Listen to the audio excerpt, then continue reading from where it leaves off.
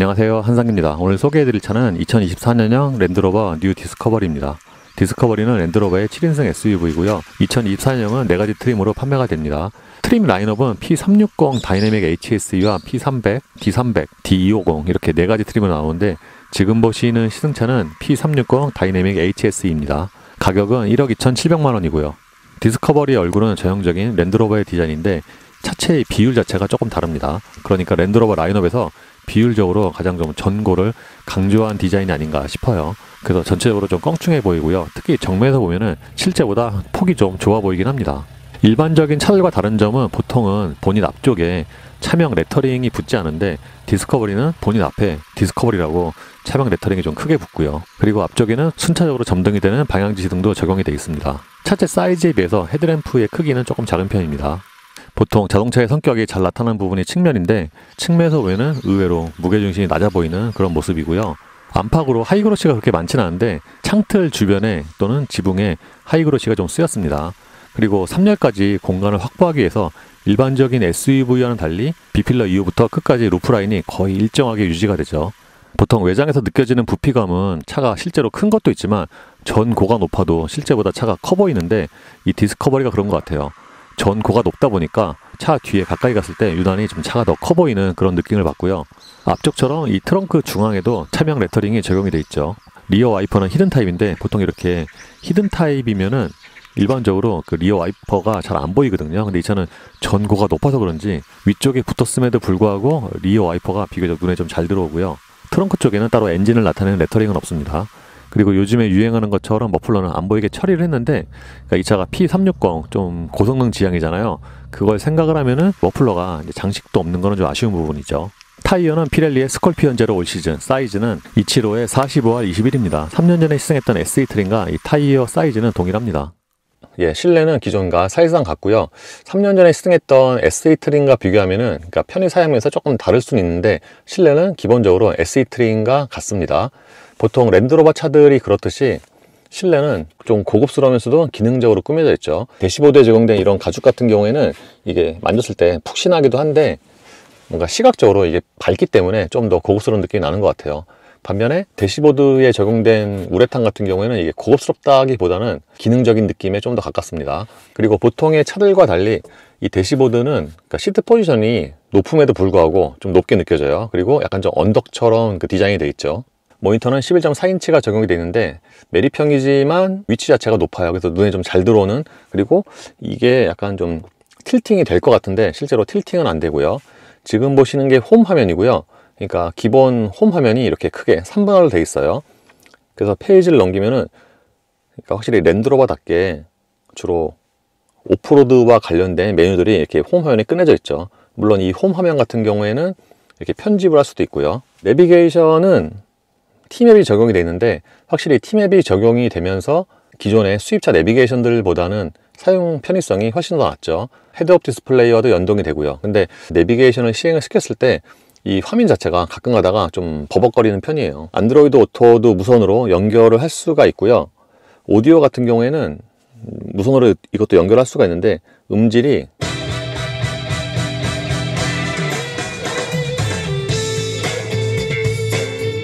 무선으로 연결을 했을 때도 그 음질 자체가 꽤 좋은 편이에요. 그리고 페이지를 넘기면은 아까 말씀을 드렸던 오프로드와 관련된 이런 메뉴가 나오고요. 그러니까 여기서 오프로드 주행과 관련된 메뉴를 이렇게 한 번에 확인을 할 수가 있죠. 고도라든가 기울기, 그리고 웨이드 센싱도 여기서 확인을 할 수가 있어요. 페이지를 넘기면 여기 에너지 영향이 나오는데 요거는 이제 트릭 컴퓨터와 관련된, 예를 들어서 운전 스타일이 있고 에너지 영향, 에코 팁, 그리고 기록 등의 메뉴가 있습니다. 그러니까 이런 게 좀 메뉴가 세분화가 돼 있죠. 차 그림을 누르면은 여기서 그러니까 에어 서스펜션으로 차고를 조절할 수가 있어요. 그러니까 오프로드와 일반 승하차 이렇게 세 가지가 있고요. 그러니까 예전에 비하면은 이런 차고 높낮이 조절도 이렇게 모니터에 통합이 돼 있죠. 여기는 주행이고, 그래서 요즘에 이 차뿐만 아니라 랜드로버가 그렇듯이 메뉴가 예전에 비해서 굉장히 많이 늘어나긴 했는데 여전히 좀 뭔가 그 인터페이스가 약간 좀 분산된 그런 느낌이 있어요. 그리고 이 아이콘을 누르면은 이렇게 메뉴가 한 번에 쭉 보여지죠. 그러니까 여기서 주로 사용하는 메뉴로 이렇게 한 번에 이동을 할 수가 있습니다. 예를 들어서 실내 온도, 누르면은 여기서 공조장치로 이동을 하고요. 그리고 카메라 같은 경우에는 여기서 360도 기능을 실행을 시킬 수가 있습니다. 그러니까 이 왼쪽 같은 경우에는 분할 화면인데 기본적으로 위에서 내려다보는 탑뷰고요. 그러니까 이 탑뷰 같은 경우가 주정치 할 때 좀 굉장히 편하죠. 그리고 이쪽에 아이콘 누르면은 해당 부분을 이렇게 확대해서 볼 수가 있고요. 3D 같은 경우에는 요즘에 3D 기능이 많이 실행이 되잖아요. 이렇게 차 전체를 둘러서 볼 수가 있습니다. 그리고 랜드로버의 장점 중에 하나가 주행 중에도 이 화면이 출력이 되고요. 여기는 또 오프로드 화면이 또 따로 있습니다. 그러니까 오프로드 같은 경우에는 양쪽 측면의 장애물 이거를 좀 확인하는 게 또 중요하잖아요. 이걸 별도의 이렇게 메뉴가 있어요. 그리고 여기서 4 곱하기 4 화면이 있고 여기는 그리고 로우 트랙션 출발 메뉴가 또 따로 있습니다. 그리고 보통 랜드로버 특징 중에 하나가 차량 재원이 있는 건데 모니터에서 이거를 이렇게 확인을 할 수가 있고요. 이와 함께 톱니바퀴를 누르면은 이제 세부 메뉴가 나오는데 여기서 빠른과 홈 화면, 그러니까 여기서 홈 화면을 편집을 할 수가 있어요. 이거는 오디오 조절 화면이고, 그리고 모드로 들어가면은 여기서 차량에서 실내 조명으로 들어가면은 그러니까 무드 조명 화면이 나오죠. 이 차가 요즘 차로는 드물게 무드 조명의 적용 범위가 아주 이렇게 넓은 편은 아닙니다. 무드 조명이 적용 범위가 안 넓기도 하지만 뭔가 그 빛 자체가 좀 되게 은은해요. 대시보드와 도어 트림 그리고 이 센터 패시아 아래쪽에만 무드 조명이 적용이 되는데 색상 자체도 지원되는 게 종류가 많지가 않고요. 모니터 아래쪽에는 공조장치 패널이 있고요. 요즘 추세대로 물리 버튼을 많이 줄였는데 그래도 공조장치는 물리 버튼을 많이 살려놨죠. 근데 이 다이얼로 조절하기가 이게 또 랜드로버의 특징인데 그렇게 쉽지가 않아요. 그러니까 기본적으로 이 다이얼이 이렇게 바로 조절하면은 실내 온도 조절이고 바람 세기는 이렇게 한 번을 당긴 다음에 이렇게 조절합니다. 이렇게 시동을 걸고 이 다이얼을 이렇게 누르면은 이렇게 통풍과 열선 이 메뉴가 나타나죠. 또 특이한 것 중에 하나가 이게 열려요. 그러니까 캐딜락처럼 여기에 누르면은 이렇게 열리잖아요. 여기에 이제 또 별도로 수납 공간이 있는데 이게 딱 핸드폰을 넣고도 핸드폰이 여러 개 들어가겠군요. 그래서 은근히 유용한 그런 공간이 아닌가 생각이 됩니다. 공조장치 아래쪽에는 무선 충전 패드와 수납 공간이 있고요. 이쪽에 USB 단자 하나가 있고 기어 셀렉터는 다이얼 탭인데 이게 좀 되게 짧고 뭉툭하죠. 오디오 볼륨 다이얼은 여기 따로 있고요. 물리 버튼을 최소화했는데 드라이브 모드 있잖아요. 그러니까 터레인 리스폰스 이거는 이 다이얼로 이렇게 곧바로 조작을 할 수가 있죠. 기어 레버 옆쪽에 있는 커버를 열면은 이렇게 컵홀더 2개가 있고요. 확실히 이 컵홀더에 이 커버가 있는 게 좀 더 실내가 고급스러워 보이긴 하는 것 같아요. 센터 콘솔 박스는 커버가 굉장히 큰데 그래서 이 커버만 보면은 뭔가 용량이 되게 클 것 같잖아요. 근데 이게 지금 냉장고 옵션이 적용된 사양이어서 실제로 크기가 그렇게 크진 않고요. 그러니까 이게 냉장고 옵션이 없으면은 큰데 이제 옵션 들어가면 이게 크죠. 그래서 이걸 눌러서 이렇게 냉장고 기능을 사용을 할 수도 있습니다. 여기 앞쪽에 USB 단자 A와 C 타입 각각 하나씩 있고요. 요즘에 랜드로버 보면은 글로우 박스가 위아래로 2단인데 예를 들어서 이 상단에 있는 버튼 누르면 이렇게 위쪽이 열리고요. 그리고 이제 통상적인 이 아래쪽에도 글로우 박스가 또 있죠. 그래서 이쪽에 수납 공간 같은 경우에도 꽤 공간이 큰 편이에요. 운전대도 전형적인 랜드로버 디자인이고요. 좀 동그랗습니다. 그리고 차체 사이즈를 감안을 해도 이 운전대가 조금 큰 게 아닌가. 반면에 이 운전대 림의 두께는 조금 얇은 편이고요. 스포크에 있는 버튼은 기존과 동일하고요. 영국차라 그런지 전동 조절 버튼이 오른쪽에 있습니다. 디지털 계기판의 디자인도 기존과 동일하고요. 그러니까 여기서 좌측 정보와 우측 정보 패널에 그 표시되는 정보를 선택을 할 수가 있어요. 그러니까 클릭을 하면은 여기서 미디어나 주행 트랙 컴퓨터 4 곱하기 4 이 정보를 자기가 선택을 할 수가 있고요. 그리고 오른쪽 역시도 마찬가지죠. 디스플레이 레이아웃은 그러니까 여기서 계기판 디자인을 바꾸는 건데 계기판 디자인이 듀얼과 그러니까 듀얼이 통상적인 그런 디자인이고 좀 전에 보신 게 싱글이고 그리고 지도를 선택을 하면은 이렇게 계기판 전체를 지도로 띄울 수도 있습니다. 그리고 여기서 HUD 설정도 할 수가 있고요. 헤드업 디스플레이의 경우에는 그러니까 운전자 지원과 교통 표지 인식, 기어 상태, 미디어, 내비게이션을 선택을 할 수가 있어요. 헤드업 디스플레이는 그 판 자체가 아주 그렇게 큰 건 아닌데 저기에 표시되는 디지털 그 폰트 자체가 조금 큰 편이고요. 아까 말씀을 드린 것처럼 내비게이션과도 목적지가 연동이 되는데 이게 이제 항상 표시가 되는 건 아니고요. 갈림길에서만 내비게이션 정보가 표시가 됩니다. 실내에서 기능적으로 가장 좋은 게 시트가 아닌가 싶습니다. 시트가 전체적으로 착자감이 좋고요. 등과 어깨가 편한 디자인입니다. 그리고 이 차의 목적에 맞게 기본적으로 시트 포지션도 높게 설정이 되어 있고요. 심지어 좌판과 등받이에 보면 이렇게 주름이 져 있잖아요. 이것 때문에 험로에서도 몸이 잘 안 미끄러지는 것 같아요. 이 차가 전고가 높은데 그래서 이 도어도 뭔가 상하로 좀 더 긴 느낌이고, 보통의 차들과는 달리 윈도우 버튼이 좀 상단에 있어요. 그래서 처음에는 약간 좀 헛손질을 하기도 하는데 어쨌든 이 부분이 이 위치가 좀 높다 보니까 운전할 때 여기에 팔을 걸치기가 좀 좋은 형태고, 이 아래쪽에 도어 포켓의 용량도 큰 편이에요. 2열의 거주성은 장단점이 있어요. 일단 이 차는 문이 넓게 열려요. 거기다가 이게 전고가 높다 보니까 타고 내리기가 굉장히 편하고요.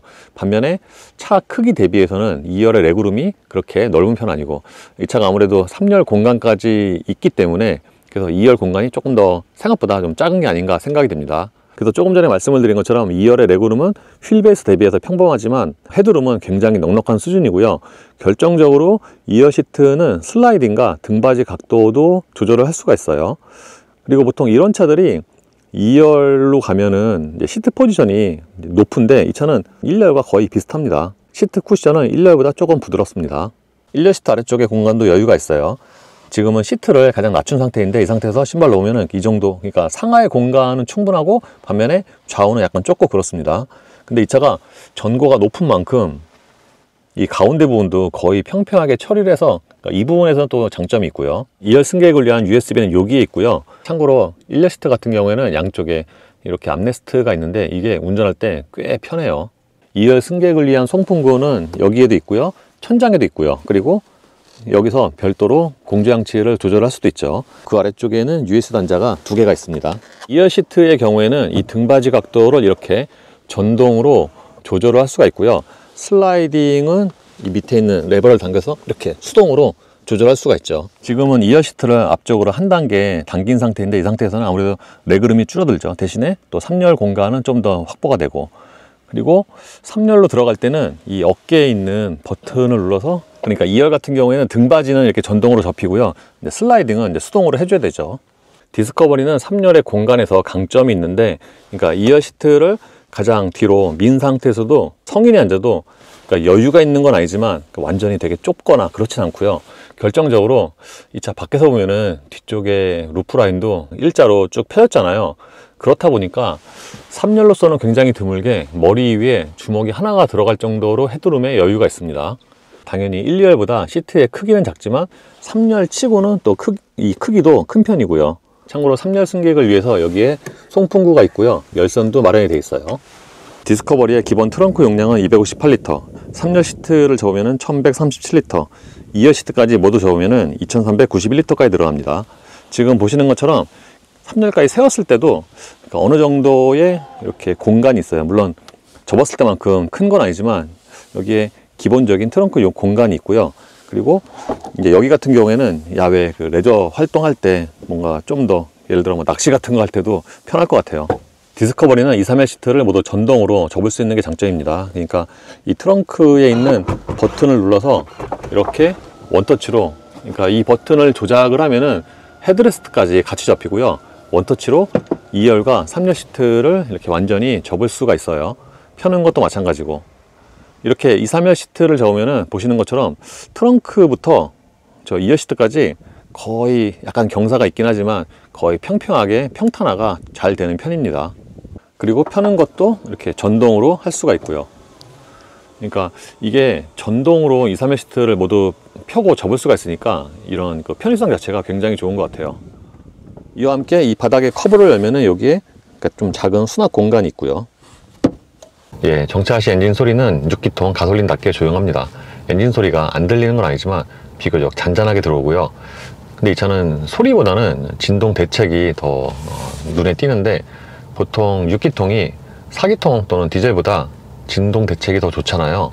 근데 이 차는 6기통 치고도 이 진동 대책이 꽤 좋은 편이에요. 그러니까 운전대라든가 시트로 전달되는 진동이 거의 없습니다. 운전대 같은 경우에는 진짜 아주 가늘게 있는데, 시트는 그러니까 랜드로버가 보통 시트가 되게 두껍잖아요. 이게 시트가 두꺼워서 그런가 진동 전달되는 게 거의 없어요.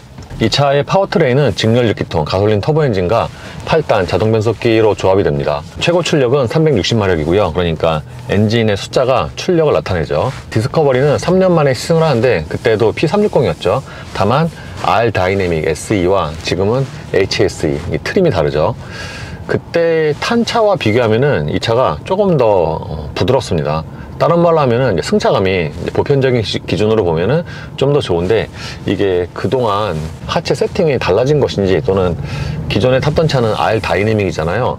그거에 따른 차이인지 정확히 구분하기 힘들지만 어쨌든 기존에 시승했던 R 다이내믹 SE에 비하면은 승차감이 조금 더 좋아요.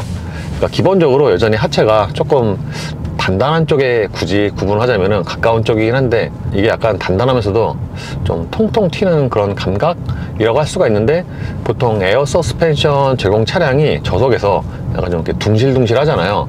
이 차도 그렇게 저형적인 그런 좀 둥실둥실한 감각이 있긴 합니다. 거기에 약간 좀 탄탄한 감각이라고 할 수가 있죠. 보통 랜드로버 차를 타면은 급에 따른 차이가 조금씩 있겠지만 비슷하게 운전 감각이 있는데, 그거는 이제 높은 시트 포지션과 함께 차가 되게 두껍다는 거예요. 그러니까 운전석에서 느끼는 이런 좀 차폭감이 있잖아요. 이게 좀 되게 두껍고요. 특히 이 차는 그 중에서도 이제 시트 포지션이 가장 높은 편에 속하는데, 그렇다 보니까 이게 통상적인 차들 또는 다른 랜드로버와 비교해서도 브레이크 페달을 밟는 이 무릎의 각도라고 해야 되나? 그게 좀 달라요. 그러니까 처음에는 조금 이게 어색할 수가 있고요. 그리고 평균적인 차들에 비하면은 가속 페달과 브레이크 페달의 거리가 조금 더 멀게 느껴집니다. 정차 시 정숙성이 좋다고 말씀을 드렸는데, 주행 중에도 전체적으로 엔진 소리가 크게 안 들려요. 특히 이 차가 디스커버리 라인업에서는 고성능에 속하잖아요. P360. 그래서 고회전을 사용을 하면은 배기음이 살짝 좀 강조가 되어 있긴 한데, 그러니까 비슷한 엔진이라고 해도 벨라나 이런 차들과 좀 성격이 다른 거죠. 아무래도 디스커버리는 7인승 패밀리 SUV를 지향을 하기 때문에 비슷한 출력이라고 해도 이제 그런 면에서 조금씩 세팅의 차이를 뒀습니다. 그리고 앞서 말씀을 드린 것처럼 시트 포지션이 높기 때문에 전방의 시야가 굉장히 잘 보이고요. 그러니까 소위 말해서 커맨드 포지션인데, 그러니까 이렇게 좀 높은 포지션을 선호하는 분들이 있죠. 그래서 시트 포지션이 높다 보니까 앞쪽에 보닛도 이렇게 완전히 내려다 보이고요. 이게 운전을 하다 보면은 뭔가 카니발보다도 더 높게 느껴져요. 사이드 미러가 크기 때문에 양쪽의 시야도 괜찮은 편인데, 이제 후방 시야 같은 경우에는 저 3열이나 2열 시트에 헤드레스트를 세우면은 후방 시야가 거의 한 절반 정도가 가리는 것 같긴 해요. 디스커버리가 기본적으로 작은 차가 아니잖아요. 그래서 뭔가 회전 반경이 또 오프로드고 되게 클 것 같은데 생각보다 여기를 이렇게 한 번에 돌아가 나가네요. 그러니까 이 차가 앞 타이어가 좀 이렇게 많이 돌아가 나가는 느낌? 어쨌든 그래서 후방 시야가 좀 많이 제한이 되긴 하는데, 그럴 때는 이 카메라 버튼을 누르면은 주행 중에도 이게 항상 출력이 되죠. 특히 3D를 누르면은 그러니까 이렇게 마치 외부에서 찍는 것처럼 이 화면이 계속 출력이 되는데, 실질적으로 기능성도 괜찮지만 뭔가 보기에도 좀 되게 고급스럽긴 하죠. 이런 카메라 기능은 오프로드를 위해서 있는 거긴 한데 굉장히 높은 속도에서도 계속 출력이 됩니다. 요즘에 랜드로버 차를 타보면은 기본적으로 오프로드를 베이스로 깔고 있긴 한데, 그래도 예전에 비하면은 올로드 성능이 많이 좋아졌거든요. 여기서 말하는 올로드 성능이란 승차감 뿐만 아니라 스티어링 감각 등등까지 다 포함을 해서. 근데 이 디스커버리는 기존의 랜드로버의 특성을 좀 가장 많이 갖고 있지 않나 라고 생각이 돼요. 왜냐하면은 요즘에 랜드로버 중에서는 가장 올로드에서 스티어링이 가장 좀 느슨하게 세팅이 돼 있고요. 그렇다 보니까 이런 길에서는 상관이 없는데, 이제 좀 고속으로 좀 빨리 달릴 때는 가끔 가다가 좀 느슨한 스티어링 때문에 직진성이 좀 떨어지나 라는 생각이 들죠. 물론 이거는 이제 오프로드에 좀 더 초점이 맞춰진 차기 때문에 이해를 할 수 있는 부분이고요. 참고로 48V가 적용이 되면서 이렇게 정차 시에 엔진 시동이 꺼지잖아요. 이것도 상당히 좀 부드러워졌습니다. 보통 48V가 적용이 되면은 이렇게 엔진 시동이 꺼지고 또는 켜질 때도 진동이나 떨림이 상당히 줄어드는데 이 디스커버리 역시 마찬가지고요. 디스커버리는 시간이 가면서 방음도 조금 더 좋아지지 않았나 생각이 돼요. 왜냐하면은 지금처럼 시속 90으로 콘크리트 노면을 달려도 이 타이어 소음이 좀 잔잔하게 들어옵니다. 기존 같은 경우에는 이거보다 좀 더 소리가 컸던 것 같은데 예전에 비하면은 이런 하부 소음이 좀 줄었고요. 특히 타이어가 21인치인 걸 감안을 하면은 이런 하부 소음에 좀 더 신경을 쓰지 않았나. 근데 아무래도 이 차 형태도 그렇고 전고도 그렇고 좀 높잖아요. 뭔가 밖에서 봐도 공기 저항을 좀 많이 받을 것 같은데, 그래서 조금 이제 속도가 높아지면은 전면 풍절음이 가장 많이 들리고, 특히 이 차 같은 경우에는 고속으로 주행할 때, 그러니까 통상적인 고속 말고 아주 좀 높은 속도로 주행을 할 때는 특정 부위에서 삐 하고 좀 새는 소리가 들리긴 하죠.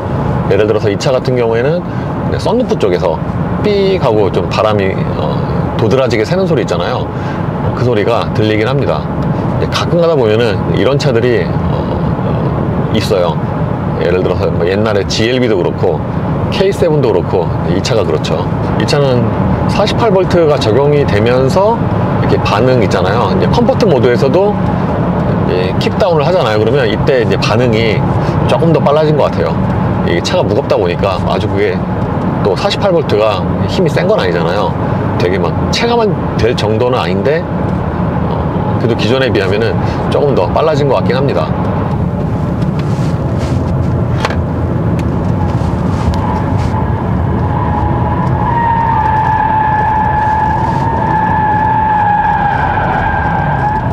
디스커버리는 승차감이 좋아졌다 라고 말씀을 드렸는데, 이게 환경에 따라서 좀 이렇게 장단점이 좀 뚜렷하게 나뉩니다. 앞으로 갈 때는 승차감이 되게 좋고요. 이제 좀 회전하고 그럴 때는 밖에서 보는 그런 이미지처럼 차가 좀 많이 기울어지기 때문에 확실히 올로드에서 좀 이렇게 빨리 달릴 또는 빠른 거동을 할 차는 아니로구나 라고 생각이 되고, 특히 방금처럼 회전할 때 있잖아요, 빠르게. 그럴 때도 확실히 좀 제어가 일반적인 SUV보다 좀 더 많이 들어가긴 합니다. 그러니까 제어를 좀 일찍 잡고 더 강하게 잡죠. 그러니까 보통 이렇게 좀 크고 무거운 차는 이렇게 세팅하는 경우가 많긴 합니다. 뭐 예를 들어 미국의 무거운 미니밴들도 그렇고 또는 풀사이즈 SUV도 그렇고.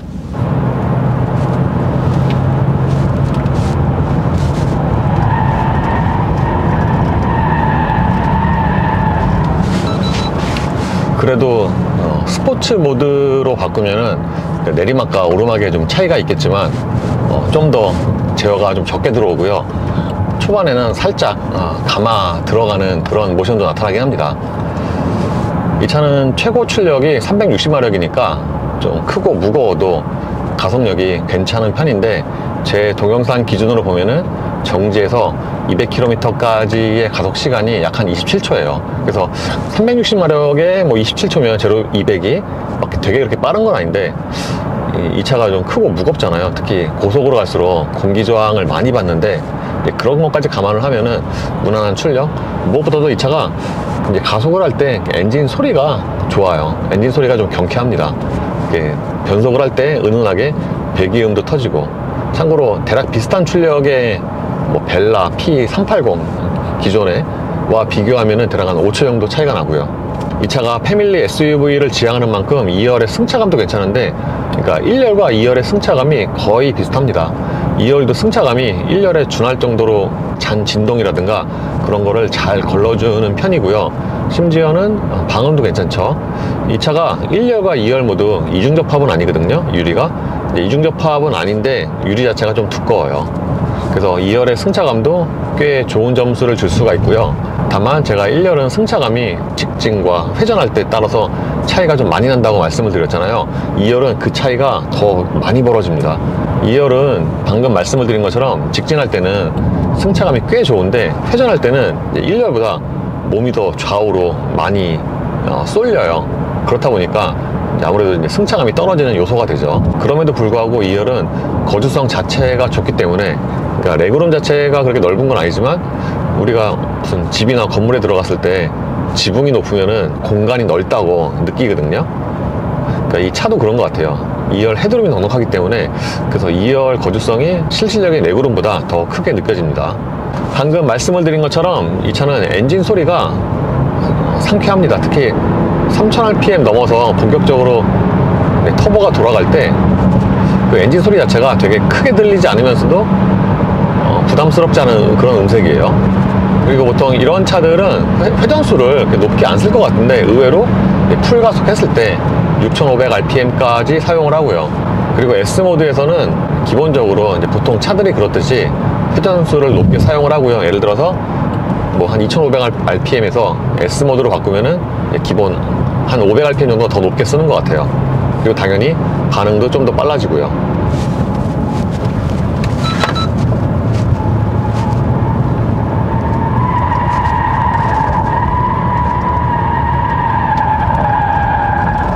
그러니까 이 차가 기본적으로 좀 보수적인 세팅이긴 한데 의외로 컴포트와 S모드에서 회전할 때 제어가 들어오는 게 차이를 좀 많이 뒀어요. 방금처럼 S모드로 내리막 코너를 돌면은 생각보다 스포티합니다. 차는 많이 기울어져도. 이번에 랜드로버 디스커버리를 약 한 3년 만에 시승을 했는데 기존과 상품성은 거의 비슷한 것 같아요. 다만 이제 트림이 좀 다르죠. 그때는 R 다이내믹 SE였고 지금은 그냥 HS이고요. 기존에 시승했던 거에 비하면은 승차감이 좀 더 좋아진 게 눈에 띄고요. 그러니까 이 승차감이 사실 개인적인 취향에 따라서 그게 이제 호불호가 좀 많이 갈리는데 기존의 랜드로버를 좋아했던 또는 이렇게 약간 좀 오프로드스러운 감각을 좋아했던 분이라면은 승차감이 아마 좀 더 좋아졌구나 라고 느끼실 것 같아요. 특히 1열 같은 경우에는 진동을 걸러주는 능력이 좀 더 좋아졌습니다. 2열 역시도 그러니까 코너와 직진에 따라 좀 다르긴 하지만 일반적인 기준으로 승차감이 괜찮은 편이고요. 처음에 말씀을 드린 것처럼 디스커버리는 기존 랜드로버의 특성을 좀 더 많이 갖고 있는데 그렇다 보니까 호불호가 좀 더 갈릴 수 있지 않나 또는 장단점이 좀 뚜렷하게 갈리지 않나 라고 생각이 됩니다. 장점은 3열까지 넉넉한 7인승 패밀리 SUV이고요. 사실 오프로더 중에서 3열까지 어느 정도 공간이 있는 패밀리 SUV가 그렇게 많지가 않은데 이 디스커버리가 거기에 해당이 되고요. 다만 이 시승차의 경우에는 HSE 트림임에도 불구하고 여전히 좀 국내 소비자들이 선호하는 옵션이 좀 빠져있죠. 예를 들어 뭐 오토홀드 이런 거 있는데 아직까지도 차로 중앙이 없고요. 그 랜드로버가 차로 중앙에 조금 인색한데 물론 이제 최신 모델은 들어가긴 하죠. 근데 이 차 같은 경우에는 차로 중앙이 없습니다. 그리고 이거 역시도 기존의 랜드로버의 특성을 갖고 있다. 거기에 이제 해당이 되는 건데 모니터 있잖아요. 이게 특히 내비게이션이 좀 많이 좀 버벅거려요. 시승할 때 안드로이드 오토를 연결하면은 좀 많이 버벅거리고 심지어는 멈출 때도 있다 라고 말씀을 드렸잖아요. 그래서 불편하다 그런데 이 차는 안드로이드 오토가 아니라 그냥 이 빌트인 티맵 자체가 버벅거립니다. 가끔 멈추기도 하고. 그래서 빌트인 티맵을 사용하는 건 좋은데 그런 장점이 좀 많이 희석이 되는 것 같아요. 이로써 2024 랜드로버 디스커버리 P360의 시승을 마치겠습니다. 감사합니다.